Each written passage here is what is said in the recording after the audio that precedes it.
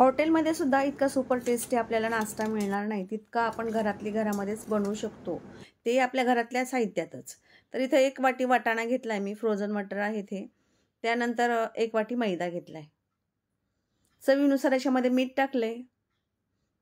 त्याचबरोबर 1 पळी तुपाचं मोहन आहे हे. तर तूप गरम करून घेतलेलं मी, नंतर याच्यामध्ये टाकलेलं आहे. आता हे सर्व मिक्स करून घ्यायचे. सुरुवातीला चम्मचनी मिक्स करून घेते, कारण तूप गरम आहे.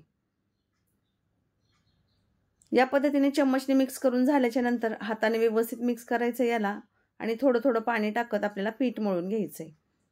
तर हे पीठ जास्त पातळ आणि जास्त घट्ट देखील नसावं, मध्यम प्रमाणात असावं. जसं आपण चपातीसाठी पीठ मळतो त्या पद्धतीने आपल्याला हे पीठ मळायचे. पिठामध्ये आपण तुपाचं मोहन घातल्यामुळे अतिशय खुसखुशीत असा नाश्ता हा तयार होतो. वरच्या बाजूने मस्त खुसखुशीतपणा येतो आणि आतून एकदम सॉफ्ट. पीठ बघा इथं मस्त मळून झाले. 10 मिनिटासाठी त्याला साईडला ठेवून द्यायचं आणि याच्याकरता एक मसाला तयार करायचा आहे. तर इथं 4 ते 5 हिरव्या मिरच्या घेतल्यात, 3 ते 4 लसणाच्या पाकळ्या आणि 1 इंच आलं.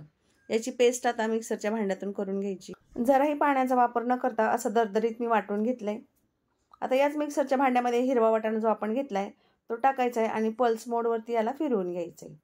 तर जास्त एकदम बारीक पेस्ट आपल्याला न करता पल्स मोडवरती फिरवून याचे एका वाटाण्याचे 4 ते 5 भाग होतील इतकंच आपल्याला फिरवायचं आहे. या पद्धतीने बघा मी वाटाणा फिरवून घेतलाय. जर या वाटाण्याची आपण फिरवताना पेस्ट झाली तर अजिबात हा जो नाश्ता आहे तो चांगला लागत नाही.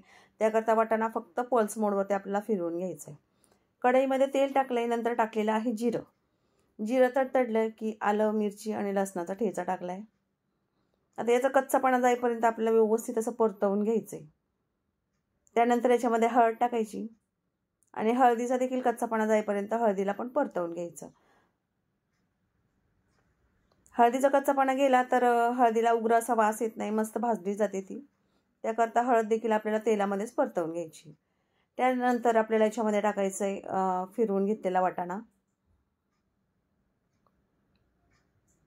आणि मस्त मिक्स करायचं आहे. 2 ते 3 मिनिटाला मिक्स करायचं आहे, म्हणजे वाटाणा पण आपला व्यवस्थित असा शिजला जाईल. वाटाणा एकदम मस्त शिजलाय. आता त्याच्यामध्ये काही ड्राय मसाले टाकूया. तर 1 टेबलस्पून इथं धण्याची पावडर टाकली, नंतर टाकलेली आहे काळी मिरीची पावडर, त्याचबरोबर गरम मसाला आणि नंतर टाकलाय चाट मसाला. तसंच चवीनुसार मीठ टाकलं याच्यामध्ये आणि 1 लिंबाचा रस. या सर्व मसाल्यामुळे या स्टफिंगला खूप छान स्वाद येतो. उकडवून आणि कुस्करून घेतलेले 3 बटाटे मी याच्यामध्ये टाकलेले आहेत. आता हे सर्व आपल्याला एकजीव होईपर्यंत व्यवस्थित असं मिक्स करून घ्यायचे, म्हणजे ही स्टफिंग जी आहे ना ती एकदम छान लागेल. आता इथे सगळं जे मिश्रण आहे म्हणजे ते जी स्टफिंग आहे ते मी व्यवस्थित अशी मिक्स केली बघा आणि स्टफिंग देखील छान शिजली. याला थंड करून घ्यायचे. थंड झाल्याच्या नंतर या पद्धतीने आपल्याला याला रोल करायचं आहे. सिलेंडर रोल करते मी इथे.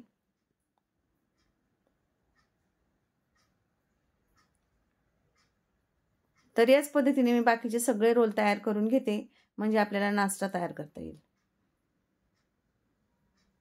तर आपले स्टफिंगचे रोल झालेले आहेत तयार. पीठ पण मस्त मुरलंय.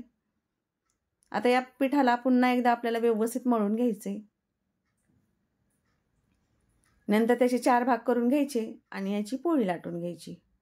तर लाटताना एक गोष्ट लक्षात ठेवायची, जास्त पातळ ही पोळी नसावी आणि जास्त जाड देखील नसावी. जर आपण जास्त पातळ लाटली तर तेलामध्ये सोडल्याच्या नंतर जी स्टफिंग आहे ती बाहेर येते आणि जास्त जाड लाटली तर एकदम नरम अशी आपली हा नाश्ता तयार होतो. जराही कुरकुरीतपणा येत नाही त्याला. त्याकरता मध्यम प्रमाणातच ही पोळी लाटून घ्यायची. या पद्धतीने बाजूच्या किनारी आपल्याला कट करायच्यात, कारण आपल्याला हवाय चौकोन. त्याकरता आपल्याला या किनारी सगळ्या कट करून घ्यायच्यात. किनारी कट करून झाल्याच्या नंतर याचे 3 भाग करायचे, म्हणजे 3 पट्ट्या तयार करायच्या. 1, 2 आणि तिसरी पट्टी तयार झाली. आता याच्यावरती आपली स्टफिंग ठेवायची आणि ही स्टफिंग ठेवून हा रोल जो आहे ते पॅक करून घ्यायचा. व्यवस्थित असा घट्ट पॅक करायचा, नाहीतर स्टफिंग जी आहे ती बाहेर येते.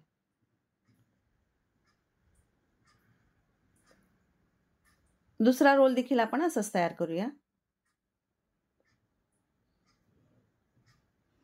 तर व्हिडिओ दाखवल्याप्रमाणे अगदी घट्ट अशी आपल्याला पट्टी पॅक करून घ्यायची. ही अशा प्रकारे सगळे रोल मी तयार केलेले आहेत बघा. एकदम मस्त रोल तयार झालेले आहेत आता या रोलमधून स्टफिंग बाहेर येऊ नये म्हणून त्याकरता काय करायचं, तर इथे कॉर्नफ्लॉवरची स्लरी बनवली आहे मी. 2 टेबलस्पून कॉर्नफ्लॉवर घेतला आहे, त्याच्यामध्ये थोडंसं पाणी टाकून मस्त स्लरी बनवून घेतली. स्लरीमध्ये दोन्ही बाजू याच्या डीप करायच्यात. पूर्ण डीप करायचं नाही आपल्याला, आता फक्त दोन्ही बाजू डीप करून घ्यायच्यात आणि गरम तेलामध्ये याला सोडून फ्राय करून घ्यायचे. तर व्हिडिओ दाखवल्याप्रमाणे तुम्ही या पद्धतीने हे रोल जे आहे ते फ्राय करून घ्या, म्हणजे जरासुद्धा स्टफिंग आपली तेलामध्ये बाहेर येत नाही. तुम्ही कितीही भरपूर स्टफिंग भरलेली असली तरी हे रोलमधून स्टफिंग अजिबात बाहेर येत नाही. खूप मस्त रोल तयार होतात हे. वरच्या बाजूने मस्त कुरकुरीतपणा येतात आणि आतून एकदम सॉफ्ट असे. एकदा का तुम्ही हे रोल खाल्ले ना, तुम्हाला समोसा आणि कचोरीसुद्धा खायची इच्छा होणार नाही. त्याच्यापेक्षाही छान मस्त टेस्टी असे हे रोल लागतात. हे जे रोल आहेत ना, त्यांना बनवण्यासाठी बाहेरून कुठल्याही प्रकारचं महागडं सामान आणावं लागत नाही.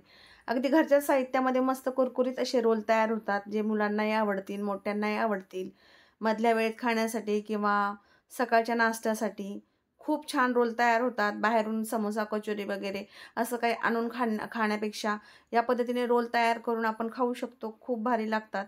तर बघा, इथं मस्त गोल्डन कलर येईपर्यंत मी हे रोल फ्राय करून घेतलेत आणि आता आपण त्यांना बाहेर काढून घेऊया. रोल तळताना जराही स्टफिंग आपली बाहेर निघलेली नाहीये. तेल अजिबात खराब झालेलं नाहीये, कारण आपण यांना कॉर्नफ्लॉवरच्या स्लरीमध्ये डीप केलेलं होतं त्यामुळे. खूप मस्त रोल तयार झालेत बघा. अतिशय टेस्टी असे रोल झालेले, नक्की ट्राय करा. आता याच पद्धतीने बाकीचे रोल देखील आपण फ्राय करून घेऊया. आता इथं मी बाकीचे रोल देखील तयार केलेले आणि त्यांना देखील फ्राय करून घेतले. एकदाच भरपूर सारे रोल बनवून घ्यायचे आणि फ्रीजमध्ये स्टोअर करून ठेवून द्यायचे. 3 ते 4 दिवस सहज टिकतात फ्रीजमध्ये. आयत्या वेळेत छोट्या मोठ्या भुकेसाठी काढून फ्राय करून घ्यायचे. खूप मस्त रोल तयार झालेत, मस्त खारीसारखे खुसखुशीत वरच्या बाजूने आणि आतून एकदम सॉफ्ट. स्टफिंग देखील याची खूप मस्त टेस्टी चटपटीत स्टफिंग झाली बघा. जराही रोलमधून आपली स्टफिंग बाहेर आलेली नाहीये. रोल तोडून बघितल्याच्या नंतर अगदी खारीसारखा खुसखुशीत झालाय मस्त आणि आतली स्टफिंग तर एकदम लाजवाब मस्त.